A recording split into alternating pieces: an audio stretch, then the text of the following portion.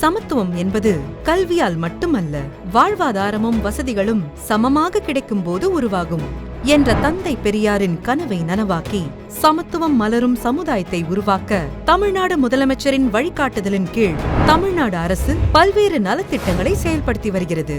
உரிமைகளை பாதுகாக்க தமிழ்நாடு ஆதிதிராவிடர் மற்றும் பழங்குடியினர் மாநில ஆணையம் நிதி பங்களிப்பை உறுதி செய்ய மேம்பாட்டு செயல் திட்டம், அயோத்திதாச பண்டிதர் திட்டம், தொல்குடி திட்டம், கல்வி உதவித்தொகை, சமத்துவம் காண்போம், ஆதி கலைக்கோல் போன்ற எண்ணற்ற திட்டங்கள். நாளைய தலைமுறைக்கு நாம் கொடுக்கும் சிறந்த செல்வம் கல்வி செல்வம் என்பதை மெய்ப்பிக்கும் வகையில் ப்ரீ மெட்ரிக் மற்றும் போஸ்ட் மெட்ரிக் உதவித்தொகை, அண்ணல் அம்பேத்கர் அயலக கல்வி உதவித்தொகை, அரசு சட்டக் கல்லூரியில்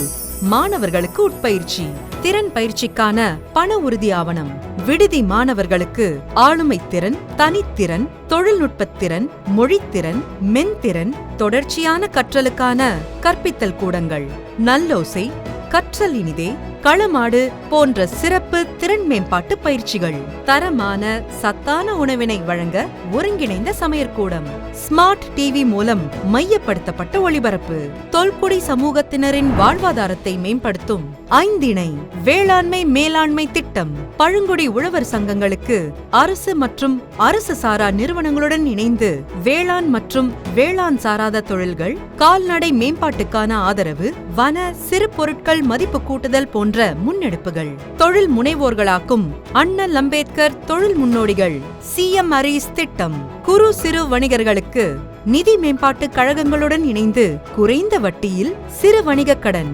தற்கால நவீன தொழில்துறை தேவைகளுக்கு ஏற்ப திறன் மேம்பாட்டு பயிற்சிகள் வழங்கப்பட்டு முன்னணி நிறுவனங்களில் பணி நியமனம், நிலமற்ற மகளிரை நில உடைமையாளராக்க நன்னிலம் மகளிர் நில உடைமை திட்டம், சுய உதவி குழுக்களுக்கு தொழில் பயிற்சி மற்றும் வங்கிக் கடன் வழங்கி தொழில் முனைவோராக்குதல், மேலும் வனம் சார்ந்த பழங்குடியினருக்கு அவர்களின் உரிமைகளை வழங்கும் வன உரிமை செயல் திட்டம், ஆதி திராவிட மற்றும் பழங்குடியின மக்களின் வாழ்வை அனைத்து வகையிலும் ஏற்றம் பெறச் செய்த மாண்புமிகு தமிழ்நாடு முதலமைச்சர் அவர்களுக்கு நன்றி.